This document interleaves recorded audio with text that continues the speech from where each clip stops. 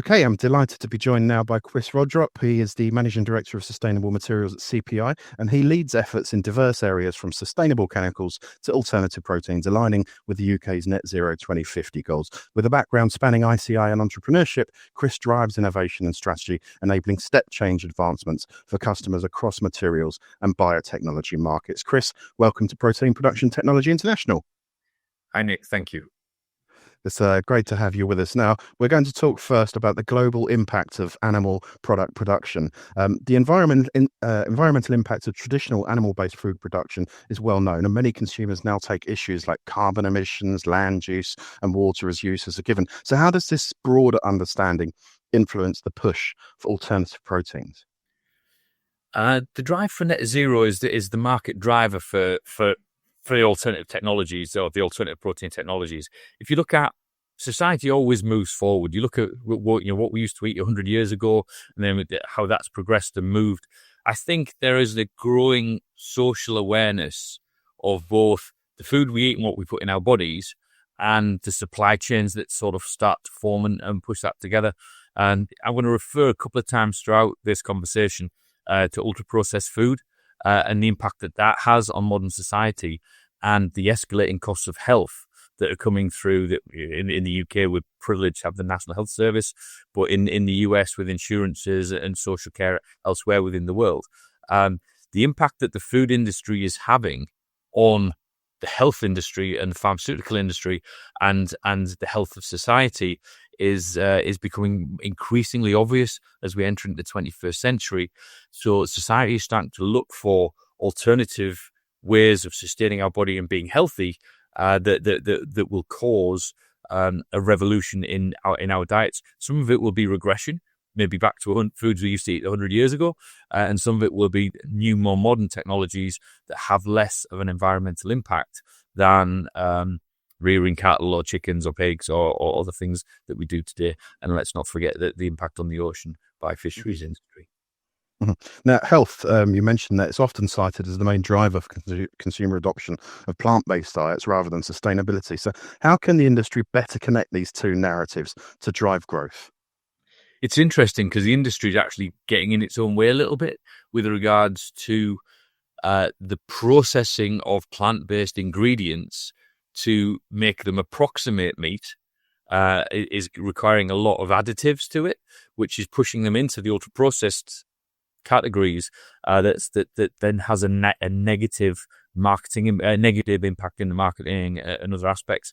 And when you've got something that's loaded with sugars, salts, numbers and colorants and everything else to approximate a burger, it's actually counterproductive to the quality of the ingredients that may have gone in there from a natural plant base in the first place. Some of the alternative proteins that are coming through are actually easier to approximate and replicate the textures, the tastes, and the protein profiles, the amino acid profiles that you would have in a natural meat substance. That what our body needs to enable us to continue to grow and healthily repair our tissues and muscles and develop our brain function and everything else. So industry has to be really, really careful to not cross the swords of those two objectives, where by trying to present something that is sustainable and moving us in the right direction for net zero by reducing meat on the shelves in the supermarkets and putting a plant-based alternative there, it actually falls into the unhealthy category by applying lots of sugars, salts, and additives to get it to approximate a product that is similar to a meat-based product. So that's where the alternative proteins and cultured meat industry is coming to the fore, because it's manufacturing materials that are a much closer approximation and require less of that additional additive processing to get it to be the product that we want to eat.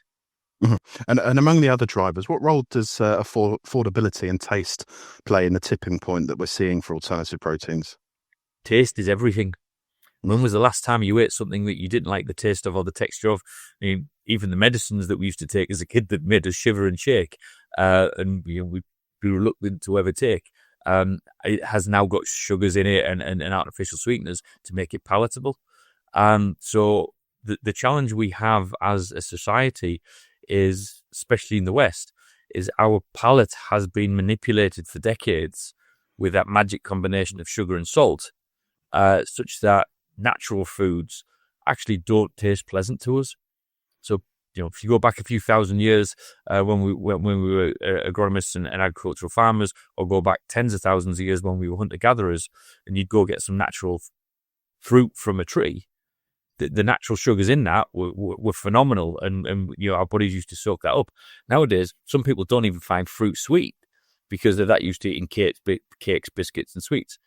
So it's how we've trained our palates over the last few decades with the help of big food, is actually one of the biggest challenges that we need to overcome, and there has to be a conscious effort to do that. And to a large extent, I've done it myself over the years, or certainly over the last couple of years, with some health issues, weaning myself off certain foods and certain sweeteners. And the more recent thing that I've done is I've stopped drinking diet pop, diet lemon, diet soda, diet.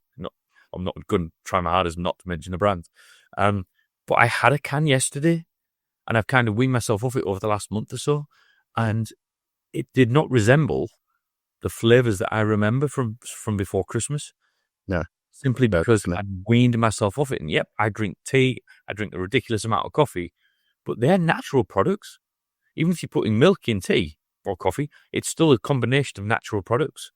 A can of fizzy pop or a can of diet fizzy pop is just a can of chemicals that's been designed to stimulate certain physiological responses. It isn't that healthy for you, even if it is a 0-calorie option, because of how your body responds to the artificial sweeteners. And educating society about that and enabling society to move forward with affordable options, more natural options, even tea, coffee with a bit of sugar in, is a much more natural option than a can of soda or a can of pop. So it's an interesting conundrum that we've got, because how do you train the palate of 65 million people in the UK with some appropriate policy and a pricing mechanism in the supermarket? It's going to be difficult, especially with the pop-up ads and everything else that we see. I know that the rules and the laws have changed in how we can promote products to children, but all of us adults were once children who had all that stuff, the various sugary cereals and things for breakfast and whatever else it will be. So that's all ingrained in our psyche, and our bodies rely on that food. And not everybody likes peas and lentils, and that isn't appetizing to the vast majority of people, myself included. So how do we get that right balance to nudge the needle and move people into the healthier options where they're getting the right food at the right price? And that's an interesting challenge for the market and the government, because, how do you compete with a pizza for £1 out the frozen section in the supermarket? That's a meal for one person for £1, or it's a snack for one person for £1. It isn't particularly healthy or wholesome, but it's affordable, and it's affordable calories, and that's a real societal challenge that we have in the UK. Definitely.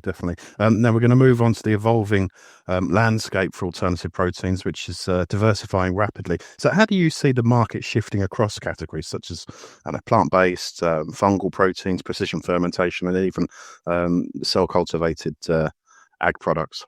It's interesting, and they're all at different positions in the, call it, commercial readiness levels. So if you think there is a sloping chart somewhere of commercial readiness levels, and you have things like cultured meat, which is at the very still early stage of adoption. It's still at the early stage of technical development, where a few companies have entered the market with loss-leading products, specifically in Singapore, where chicken cutlets have been put on the shelf by Eat Just and some other high-end restaurants. But other things like precision fermentation and the products that come from that are almost ubiquitous now in the marketplace, whether it's the prebiotics or probiotics that people might take as supplements, or some milk supplements, some protein supplements are already in and being used as an ingredient, or a cheaper ingredient, or a more sustainable ingredient in the production of food that we have. Most food is a recipe, and it's a combination of multiple different components. And when you think about the alternative proteins that are microbial or fungal, which is just it's just a different protein source. It's grown in a fermenter. It's like brewing beer. It's the bit that's left over from brewing beer after you've taken the beer away. It's the yeast that we use in bread, that we eat in bread and other things. Or it's yeast is one of those compounds. They're the materials that have the right protein profile that can be incorporated into a diet. Now, it's really difficult to make a recipe with that material without adding lots of other stuff to it. However, you could quite readily blend it with existing mincemeat in a lasagna to retain the same nutritional profile, improve the carbon emission or the greenhouse gas footprint of that lasagna, but reduce the overall meat content without reducing the nutritional value. And as far as the individual who's eating it will see and taste and texture, it will taste like the lasagna that they had before that might have been 100% meat. That's what I think will start to happen more and more in the marketplace as things like the mycoprotein. So a lot of people in the UK might be familiar with the brand Quorn. Quorn has been around for decades. It was developed and first commercialized in the 1980s. They've got production facilities in the UK and supplied products globally. And they've produced tens of thousands of tons of what's called a mycoprotein, which is just a form of yeast that has a specific shape that gives it a texture that approximates chicken incredibly well. That product is not just sold as a vegetarian or vegan alternative, but it can also be incorporated into meat-containing dishes as an additional protein source. You touched... Sorry, go on. Which addresses the needs of the vast majority of society who are flexitarians. Well, we're going to be talking about those flexitarians a bit later on. Yeah. You mentioned feedstocks there. Now, they're emerging as a hot topic, and there's examples like LanzaTech converting CO2 into protein. They're not the only ones, of course. How does such innovation signal a broader shift in the industry? It's interesting because you get historically we've been blighted a little bit in industry with the food versus fuel debate. And how do you turn? Can you justify creating chemicals or fuels from carbon sources such as sugar or corn or things or your carbohydrates that are grown in fields that someone somewhere in the world could eat? And when you've got starving people around the world, can you justify using those components as feedstocks? As we're trying to transition away from our reliance on fossil fuels and crude oil that comes out the ground that has an additive effect to the carbon in the atmosphere. There are different technologies that we can adopt that help that, and companies like LanzaTech have an amazing technology which has been around since the dawn of the planet, using autotrophs that can absorb CO2 from the atmosphere. They can grow. And by growing and replicating and duplicating themselves, they're producing more protein with that CO2. They also produce byproducts like ethanol, which is one of LanzaTech's primary products. The interesting challenge that we have is how the market perceives these companies. And one of the things that when we were researching a little bit for this interview is, LanzaTech and Solar Foods and a couple of others have launched on the market. And if you look at their share price relative to their launch, there is a significant difference in reduction, which is the challenge that these companies have in being able to raise finance to go on and commercialize and build assets. So what we need to do as they fight to survive in a market-driven industry, there has to be that positive view of what our ultimate destination needs to be and how we get there. And that's where regulation and policy from governments can help.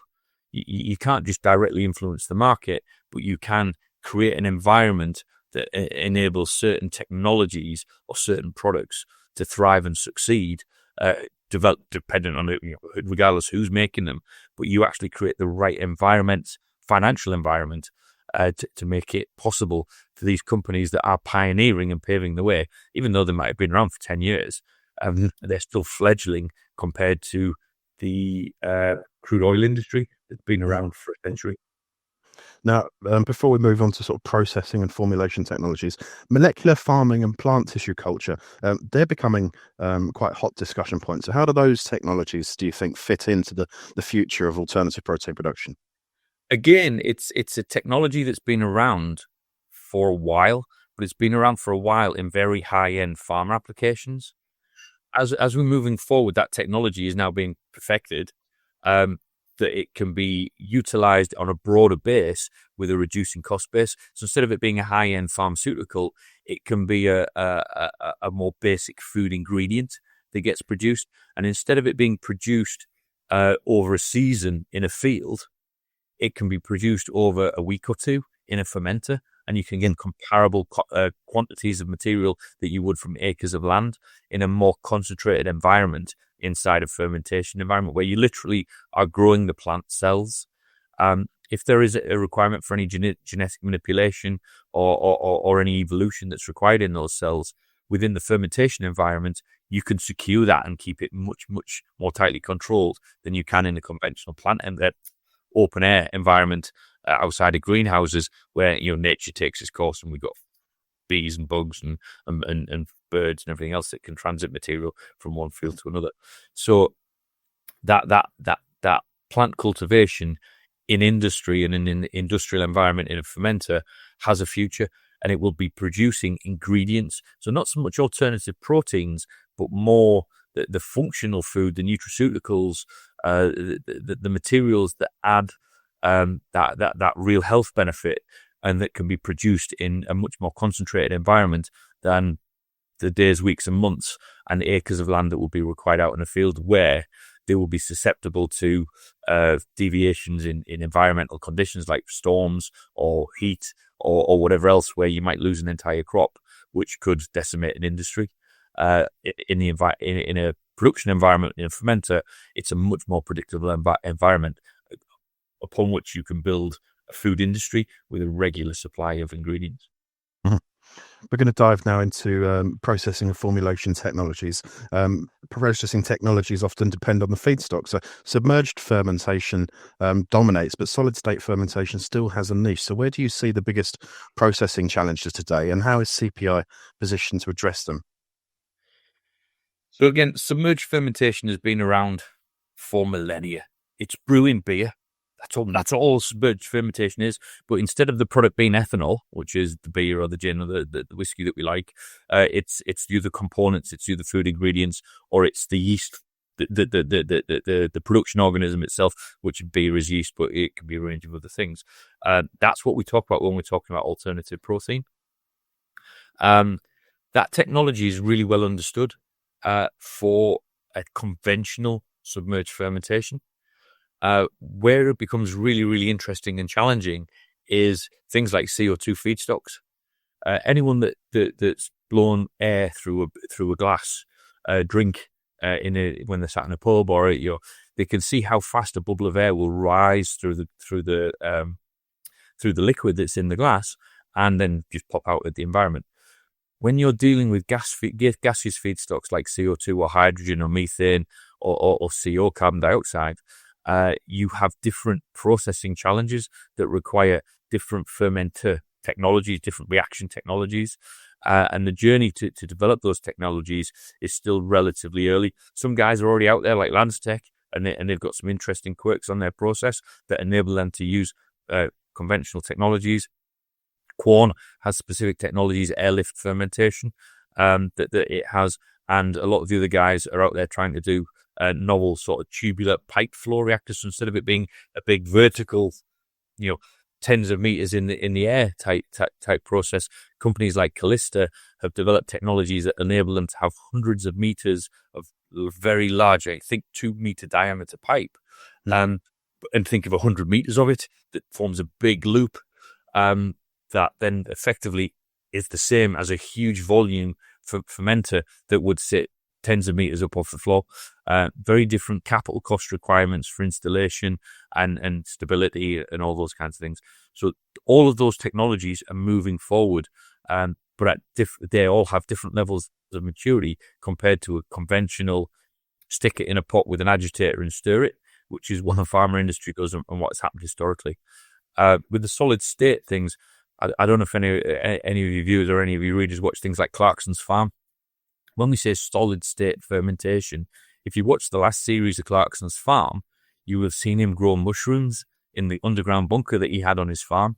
That's solid state fermentation in a nutshell. It's taking a solid substrate and growing things on it, usually typically in the form of fungi or in similar materials. If you watch that, or if you haven't seen it, I recommend you watch it. It shows you some of the challenges that you have in managing that environment. So it works really well for certain products and certain environments, but you have to control it in an industrial way. There's huge advancements or huge adoption of things like lion mane mushroom and lion's mane mushroom supplements. That's something that's becoming increasingly popular. And my wife and I have recently started taking that supplement over the last few weeks, and as a consequence of reading about it and watching the TV. That's produced through things like solid state fermentation, and that offers functional ingredients or functional nutraceuticals that we can adopt in addition to our normal sort of macronutrients of proteins, carbohydrates, and fats. Mm-hmm. Now, formulation, that's increasingly critical for making products tastier and more appealing. So how does CPI's expertise in that field differentiate from other companies, and what value does it bring to the market? So every recipe that you have is a formulation. Making a cup of tea is a formulation. Mixing two things that don't chemically react but change a flavor or a texture or a taste is a formulation. The challenge that a lot of people have, a lot of the technology companies have when they're producing an alternative protein. So at CPI, we can help companies. We've got fermenters that go from 1 milliliter, so like really, really, really small, to 10,000 liters, which is the entry level for a commercial scale fermenter. And we can help you develop a processing technology that goes all the way through those scales such that we can produce tens or hundreds of kilograms of product for you to trial in the marketplace. You might want to trial what comes out of a fermenter because it's just a slab of gloop. Mm-hmm. It isn't in a condition. It isn't stabilized. It won't last longer than about 48 hours outside of a fermenter environment without some kind of stabilization and formulation that goes around that to protect the cells, make sure that they're viable moving forward, or that they are in a form that can be transported and integrated into another kind of product. And that's where the formulation team come in. So the earliest level, or the earliest entry level, is to take what comes out of a fermenter and stabilize it and formulate it such that it forms a product of that thing itself, but it's a stable version of that thing that can last. We're all familiar with shelf life in the context of what goes in the supermarket. Between something getting produced and something getting taken out of our fridges and utilized is weeks and months in many cases. So you have to take that product, stabilize it, and get it in a form, dried or liquid, where it can be utilized by someone else in the supply chain. That's before you get to the taste and texture, and that then becomes a really interesting science, because how you process that material, it might be something like extrusion, which is how you arrange the different bits of the material into a form that can really influence its texture, or it might be with some additional materials, preferably not too much salt, not too much sugar, and not too much chemical substances to achieve the taste and texture that you want. But there is a really sophisticated science that goes behind that, which the food industry have been developing for the last decades, that needs to be applied to these new products to enable them to enter the food supply chain. And the trick is to utilize materials that are sustainable in their production and healthy in the context of themselves not contributing to a label of ultra-processed food status.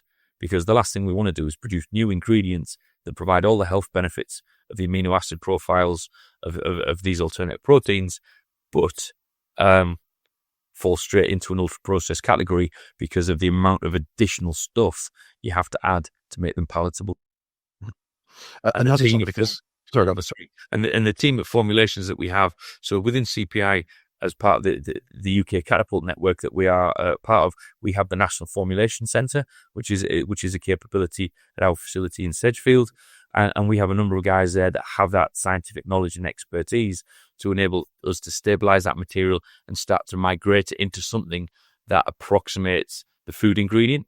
And then we work very closely with colleagues at Greenwich or the food laboratories at Reading and other areas that have that specific food science expertise that can take those ingredients and take them into a palatable alternative to what would otherwise be on our shelves today in the supermarkets. Now, downstream processing, it's often cited as a bottleneck in scaling alternative proteins. So what advances or strategies are you guys employing to tackle these challenges, or are you actually seeing in marketplace? It's interesting because there's two levels to DSP, downstream processing. There is what we'd call the primary separations, which is when you get something out of the fermenter and just doing that is, fermenting it at a level and a concentration that is economically viable. Then when you get it out of that fermenter, you have to sort of do the first stage of separation.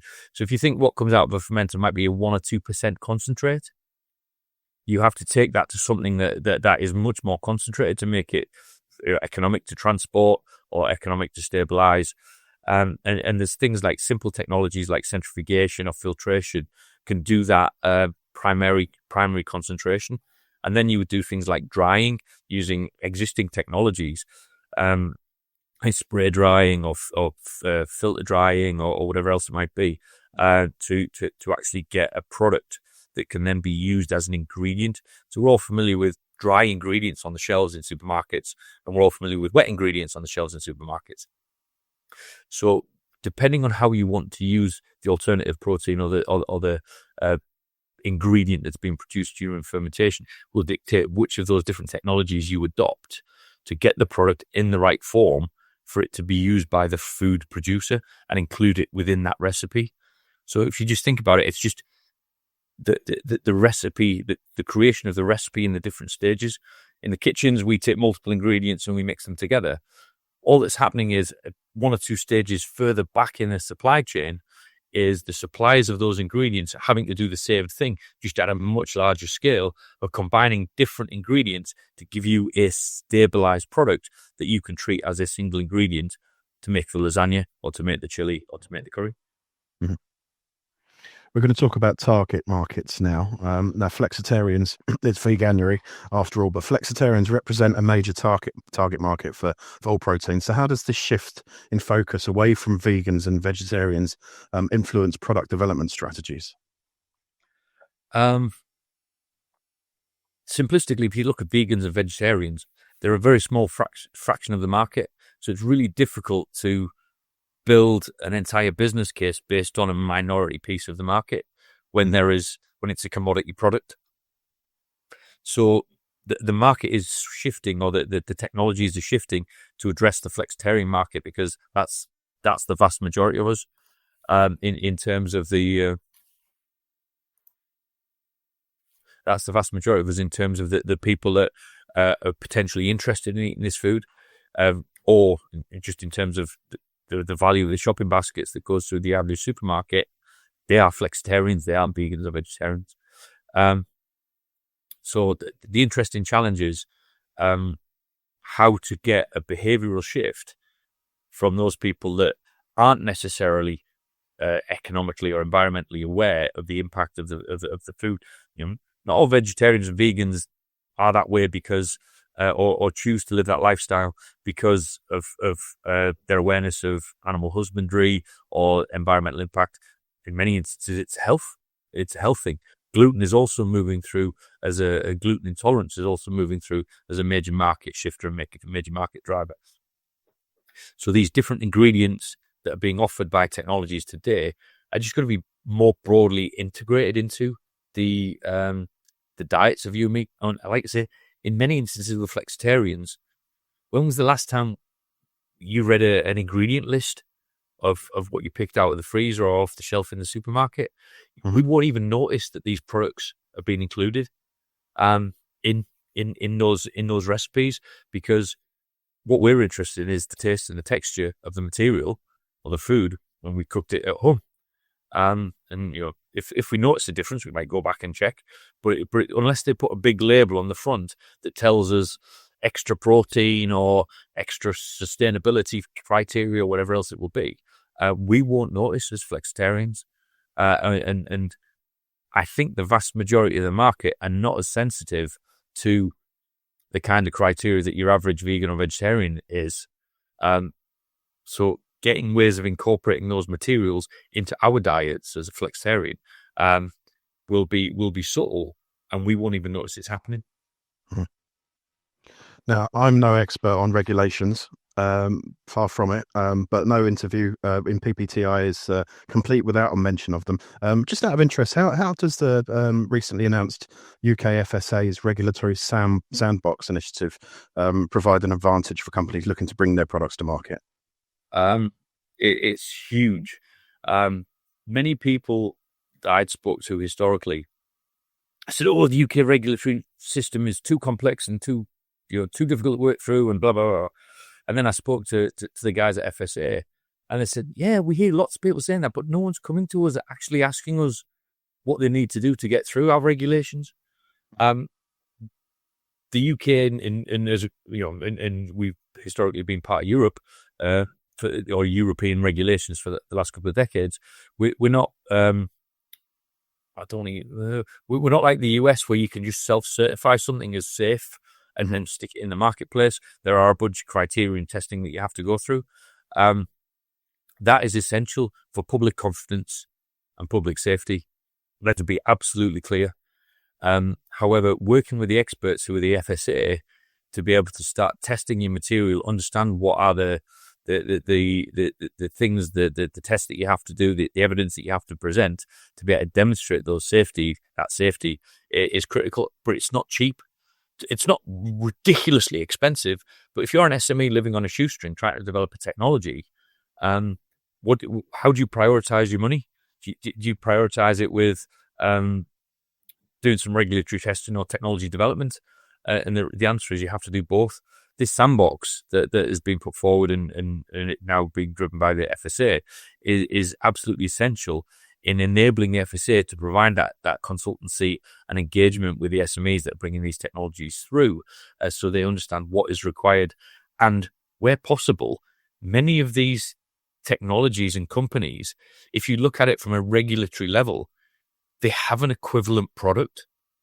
So instead of keeping things at a state secret level and not wanting to collaborate and work together, through things like the sandbox, it would be able to drive some collaboration or enable collaboration between SMEs that have comparable products that are going in the market. Might have completely different technologies in how to produce that product, but when it's on the shelf, it will have the same thing on the label.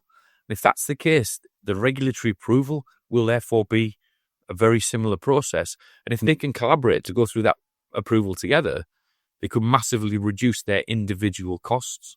Mm-hmm. So only through things like the sandbox will we be able to drive that collaboration and even identify that collaboration is possible. Beyond the sandbox, sorry, go on. No, sorry, I was just going to say, so it's a phenomenally great thing. I'm not pretending that it's an easy thing, but it's a mechanism for companies, SMEs specifically, to engage with the regulator and ensure that they are fully informed about what is necessary to get their products to market. That's how we will retain these products and these companies in the UK and not just lose them to overseas markets where the regulatory environment is perceived to be easier, although the technology scale-up development environment is nowhere near as capable as it is in the UK. Mm-hmm. Beyond the sandbox, Kris, how is CPI supporting companies moving to the UK and generating materials for dossier approval, for instance?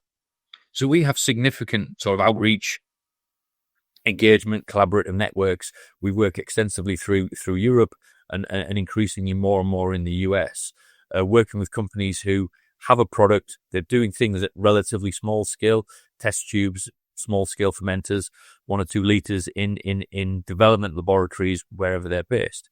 They're able to come alongside the CPI technology teams, both in biotechnology and formulation science, and actually start engaging with their problem statements.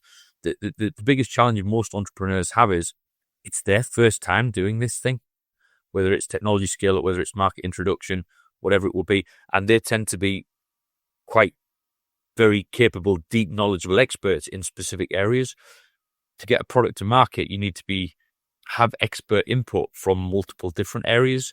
By coming to work with CPI, they get access to a range of technologists who can help with, the amino acid profile in the product or whatever it is, through scale-up development, fermentation scientists, through to DSP experts, through to formulation experts, through to chemical engineers that can help them design and build their full-scale commercial product, plants, but also with people like the CPI enterprise team, who are intricately networked in the UK's venture capital system. So every SME needs to raise finance to get to where they need to be on their journey. Having partners like CPI who have access into the VC networks in the UK is a double tick, because by working with CPI, you're kind of giving other VC investors reassurance that there is technical capability sat alongside you in your journey, but also in some instances where CPI is able to co-invest, it gives that investor commitment or certainty that CPI sees real promise and potential in that company, that we're prepared to put our own money in there. So it's that double whammy. So we offer both, not just technical knowledge and capability, access to tens of millions of pounds worth of infrastructure that companies can access, but that penetration into the market, into the venture capital market, where we have regional and national fund access, that we can work with companies to make it introduce to the principals of and family offices, all that other kind of good stuff. We're going to talk about some case studies in a moment that showcase CPI's skills and expertise in the sector. But this industry has faced numerous challenges in recent years, particularly as you just discussed with investor confidence. What positive signs are you seeing for 2025, Kris? Cheer us up. So the UK is going through its industrial strategy. Many people that might be watching this and listening to this will have contributed to the Green Paper that came out at the back end of 2024. And, the government is busy compiling all those different responses and trying to incorporate that into a strategy that it will take forward for the duration of this government and potentially even the next. It's a bit of a pivotal moment. We had a couple of years of uncertainty. There's lots of economic turmoil as a consequence of global events, and very recently the fires in LA. The economic consequences of that, you got fires on the east coast, west coast of the US, and you've got floods on the east coast of the US. All of that has an impact. What's going on in the Ukraine and what that does to food prices, that's all working its way through the system. The big thing that's going to come this year is the industrial strategy from the government, because that is going to set the tone for the flow of both capital, private capital and public capital to help companies develop and migrate and move these technologies. It will also start to put in place some instrumental policies that will start to nudge society's behaviour. And the nudging society's behaviour will nudge the market response, which will engender further uptake of these newer technologies as they come through to address the needs of society, which is what we're talking about for 2050. But we have to start moving that needle now. Otherwise, the rate of pace of change will not be sufficient to achieve what needs to happen by 2050, whether that's public health, whether that's education of the kids in school, that's job and wealth creation by, make the UK a manufacturing economy again, rather than an IT economy or a financial economy. The industrial strategy coming through will have a significant influence on that this year, and it will set the tone for not just this parliament, but the next parliament, and the market will follow that tone that comes from the industrial strategy. Now, many companies are quite secretive about who they work with. Are you able to share any specific case studies that highlight your role in advancing alternative protein production? I hear on the grapevine that you've worked with Calista. You mentioned them earlier. So one of the big collaborations we've had in the last few years was Calista. We're delighted that they're all over social media with what they're doing right now in China. We're devastated it was in China, but it was absolutely the right business decision from everybody's perspective, because they wouldn't be operating today if they'd put that investment into the UK, because the gas price in the UK would have just shut their business down. But they're now producing protein for inclusion in animal feed using a very large industrial scale fermenter that is a pipe tubular fermenter, because they process methane and methane gas into protein using a technology that they've been developing with. They've developed brought to CPI, and we help them scale it up and produce materials in excess of 25 tons worth of materials that they've fed into the marketplace to get the appropriate regulatory approvals, validations, application uses that then enable them to raise the finance and grow the partnerships to build the first facility that they've done in China. That was a 5-year journey, and those guys committed to what they did in the UK. Unfortunately, commercialized outside the UK, but that's okay, because they will, eventually come back to the UK with what they need to do when our energy cost prices become more realistic for that kind of market. But that was a great example. There's other companies that are on that development journey. I'm kind of which ones I can name. So there's a very interesting company at the minute called Adamo Foods. Brilliant technology that literally produces a cutlet in a fermenter. Phenomenal product, and they're out doing tasting trials and things today, but still at a relatively small scale. Really ambitious objectives to get their product out, but it's an interesting combination of, they have a novel product that is approved and already approved through the regulatory process, but what they're doing to that, how they're manufacturing it, gives them a unique position in their marketplace. And their biggest challenge is how to not produce one chicken cutlet, but how to produce 1,000 tons of chicken cutlets. And that's the challenge that they've got at this moment in time, that they're working with CPI to develop and resolve and solve, which is a phenomenal product and opportunity. Some of the interesting other... Sorry, mate, I should have actually produced some of these. Well, I did read about an IBC case study on supplements, which is an interesting angle. Is there any lessons from that work that can be applied to the broader proteins market?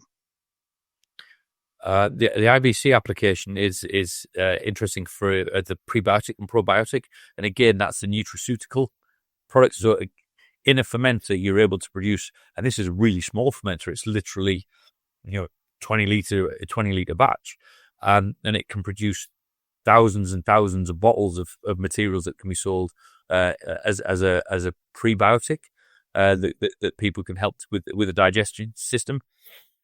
What's happening in the 21st century, in the 2020s, is people's comprehension and understanding of the microbiome and how our natural systems and the symbiotic relationship between the flora and fauna that we have within ourselves impacts our health so much more, whether it's on our skin, whether it's in our hair, or whether it's in our tummy. There are microbiomes around our body. The same applies to fields and agriculture and different plants and animals and what happens in an animal's stomach. That science and that technology is coming to the forefront this decade and in future decades, and how we can work with that and influence our own health through the kind of management of and monitoring of those microbiomes. And the product with IBC is one of those early stage products into the marketplace to actively promote gut health. Mm-hmm. That helps people digest their food properly and ameliorates any of the kind of negative impacts that we've had through decades of poor food and diet choices. Mm-hmm. Well, you've been a lot less tight-lipped than some of the other people I interview, so I'm grateful for that. We're going to look at the road ahead now before we wrap up. With this sector at a tipping point, what do you see as the most critical challenges and opportunities over the next 5 years, Kris? The biggest challenge is speed and management of risk, and keeping technology and protecting technology, keeping it secret and protecting it through patents enables you to have a USP, but that takes time. That time is time to market. So you have that conflicting need to be able to produce something at scale really quickly to generate revenues versus having a really secure return on investment for your investors. And then they'll look at that kind of context of discounting cash flow because they only really get payback when you start selling product into the marketplace and generating revenue. So there is always that tight conflict and tension between securing my business and taking known, proven, low-risk steps, which on a typical biotech process means you're in a 12 to 15-year journey. No investor wants to hear it's going to take them 15 years to get a return on their investment versus what do I need to do to get my product to market in 3 to 5 years. And that's the challenge. And the way to do that is the way to overcome that is through collaboration, because using a range of different technologies that have been solved in different industries, that have solved problems in different industries, can be applied to whatever problems most people in the alternative protein industry have today. The challenge is they have to know who's got that experience to be able to collaborate, to be able to do that, to get that work and bring that intellectual property, or bring that knowledge and know-how into their process. Raising finance is a critical challenge, and I think the industrial strategy will help that. The spending review and that's associated with the budget that's coming through in June, July this year will be critical, because that will set the priorities for the government and how they will flow public funding into supporting all the different innovations that need to come through will be critical. And I think a lot of private industry that's fighting through recent inflation over recent years, interest rates, global conflicts, and/or environmental challenges around the world, to know what they're doing and what decisions they should make to protect their business and grow their business moving forward. So putting all that together is the real conundrum and the real challenge. And working on things like the sandbox is a great example of a publicly funded mechanism that promotes private collaboration. Is some of the key things that I think will be required moving forward. And the big question that everyone has is, what will artificial intelligence and the power of computing be able to contribute over the coming years? And the biggest challenge with that is it'll be loads if you feed it the right data and then ask it the right questions. Mm-hmm. And part of the challenge is the data that we have in abundance from the last sort of 50 or 100 years worth of science is probably in the wrong format to go and train an AI to be able to build the interactions and relationships that it needs and to answer the questions we would then ask it. Mm-hmm. So what do we do? Do we invest the time and energy to harvest historical data, or do we recreate that data in a modern environment so it's got all the right metadata and it's in the right formats to enable the AI to be trained robustly and quickly? So that's some of the decisions that we need to make moving forward over the next sort of year, 5 years, to make a really meaningful impact when we get to 2050.